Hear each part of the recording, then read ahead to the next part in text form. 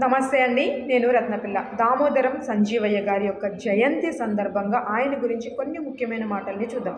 ఈయన ఆంధ్రప్రదేశ్ రాష్ట్రానికి మొదటి దళిత ముఖ్యమంత్రి. అయితే ఈయన పుట్టింది, అలాగే చదువుకుంది, విద్యాభ్యాసం అంతా కూడా కర్నూలు జిల్లాలోనే సాగింది. నిరుపేద దళిత కుటుంబంలో జన్మించారు. కానీ విద్యపై చాలా ఎక్కువ ఆసక్తి ఉండడం వల్ల హైదరాబాద్లో ఉన్న ఉస్మానియా యూనివర్సిటీలో తన విద్యని కొనసాగించడం చూసాము. అయితే రాజకీయ ప్రస్థానం ఎలా మొదలైంది అంటే కాంగ్రెస్ పార్టీ ద్వారా రాజకీయాల్లోకి ఆయన ప్రవేశించారు.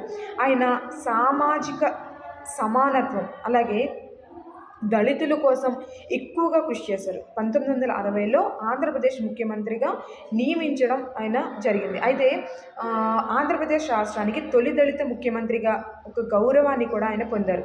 ముఖ్యమైన పాలనా సంస్కరణలని, అలాగే రైతులకి సబ్సిడీలు అందించడంలో, విద్యా వ్యవస్థ అభివృద్ధిలో ఈయన పాత్ర చాలా ఎక్కువ ఉంది. ఎందుకంటే సామాజిక న్యాయం కోసం అనేక సంస్కరణల్ని ప్రవేశపెట్టారు. అలాగే పేద ప్రజల కోసం సంక్షేమ కార్యక్రమాల్ని కూడా ఆయన అమలు చేయడం చూసాం. అయితే కేంద్ర రాజకీయాల్లో కూడా ఆయన ప్రవేశించారు. ఆంధ్రప్రదేశ్ ముఖ్యమంత్రిగా చేసిన తర్వాత కేంద్ర కేబినెట్లో కూడా ఆయన ఒక కీలకమైన పదవిని చేపట్టారు. శ్రమ మరియు ఉపాధి శాఖలో ఆయన మంత్రిత్వ బాధ్యతల్ని చాలా సక్రమంగా నెరవేర్చి సేవలను అందించారు అని చెప్తారు. అయితే మరణం తర్వాత ఆయన 1972లో చనిపోవడం జరిగింది. ఆయన సేవలకి గుర్తింపుగా అనేక సంస్థలు, అలాగే రహదారులు, కొన్ని పథకాలకి ఆయన పేరు అనేది నామకరణం చేశారు.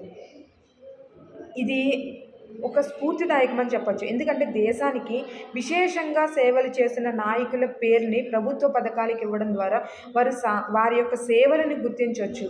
అలాగే ఇలా దేశానికి సేవ చేసిన వాళ్ళ పేర్లు పెట్టడం వల్ల భవిష్యత్ తరాలకి కూడా వాళ్ళ మీద ఒక ఆసక్తి, అలాగే మనం కూడా అలా ఉండాలి అన్న ఒక ఆలోచన ధోరణి ఖచ్చితంగా పెరుగుతుంది. ఎందుకంటే వ్యక్తిగత లాభం కోసమే ప్రస్తుతం ఉంది, అవి కాకుండా సమాజ సేవ అనే ఆలోచన వస్తుంది. కొన్ని రాజకీయ కుటుంబాలు ఏం చేస్తున్నాయంటే తమ వారసత్వాన్ని కొనసాగించేందుకు అసలు ప్రజల ధనాన్ని ఉపయోగిస్తూ తమ కుటుంబ సభ్యుల పేర్లని అలాగే ప్రభుత్వ పథకాలకి పెట్టడం, అలాగే ప్రజాస్వామిక విలువలకి విరుద్ధంగా ఉండడం. దీనివలన ప్రజాస్వామిక వ్యవస్థలో వ్యక్తి పూజ అంటే ఒక వ్యక్తికి పూజ చేయడం లాగా మారిపోయిందనే భావన అనేది కూడా మనం చూడొచ్చు.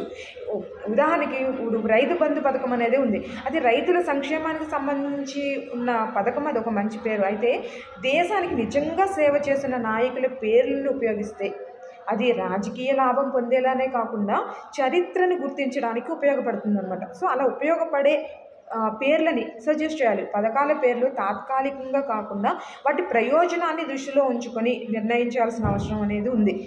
అందుకనే మన జనసేన అధ్యక్షులు పవన్ కళ్యాణ్ గారు కూడా ఎప్పుడు సేవ చేసిన వాళ్ళ పేర్లు పెట్టాలి అని చాలా పేర్లను కూడా ఆయన సజెస్ట్ చేయడం అనేది చూసాము. అలాగే ప్రభుత్వానికి దీని గురించి ఆ పథకాలకి సంబంధించిన పేర్లను సజెస్ట్ చేయడం అనేది కూడా చూసాం. ఎందుకంటే పవన్ కళ్యాణ్ గారి ప్రస్తుత రాజకీయాల్లో కుటుంబ పేరు నిపించకుండా ప్రజా ప్రయోజనాలు ప్రతిబింబించే విధంగా ప్రభుత్వ పథకాలకి పేర్లు పెట్టాలి అని సూచించడం చూసాం. అయితే ఇది రాజకీయ వారసత్వాన్ని తగ్గిస్తుంది, అలాగే ప్రజాస్వామిక స్ఫూర్తిని పెంపొందించేలా ఒక మంచి మార్గం అవుతుంది అని మనం ఖచ్చితంగా చెప్పుకోవచ్చు. సామాజిక న్యాయం కోసం, సమానత్వం కోసం చేసిన కృషి ఇప్పటికీ ఎంతోమందికి ఆదర్శంగా నిలుస్తుంది. ఆయన సంకల్పం, ఆయన అంకిత భావం నేటి తర రాజకీయ నాయకులకి మార్గదర్శకంగా ఉండాలి అని కూడా మనం కోరుకోవాలి. ఎందుకంటే ఈ విధంగా దామోదర సంజీవయ్య గారు భారత రాజకీయ రంగంలోనే కాకుండా సామాజిక రంగంలో కూడా గొప్ప కీర్తిని